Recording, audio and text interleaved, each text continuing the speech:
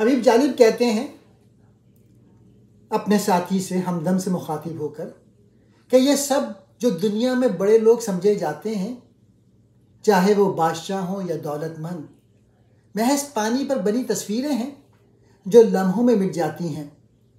یعنی دنیاوی طاقت و دولت عارضی ہے، جو آج ہیں کل نہیں ہوں گے۔ علامتی پیغام یہ ہے کہ اقتدار، دولت، شہرت سب فانی ہے۔ حقیقت میں باقی رہنے والی چیز وفا، سچائی اور حق پرستی ہے۔ مٹ جائیں گے سب پروردہ شب کہتے ہیں رات کی پرورش یافتہ ہستیاں، یعنی وہ لوگ جو تاریکی، ظلم، فریب، سازش میں پھلے بڑھے، اہل وفا، وفادار، حق پرست لوگ۔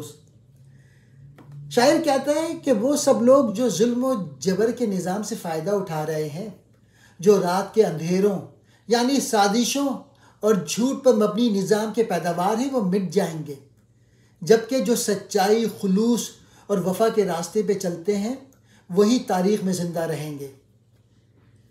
یہ اشرافیہ، عامر، درباری، صحافی اور یا پھر ان فنکاروں کی طرف اشارہ ہو سکتا ہے۔ اور دوسرا یہ جو اصولوں پہ سمجھوتا نہیں کرتے، وہ وقت کے ساتھ سچے ثابت ہوتے ہیں۔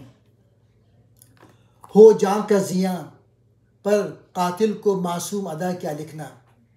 جان کا زیاں، جان کا نقصان، اپنی جان کا خطرہ، قاتل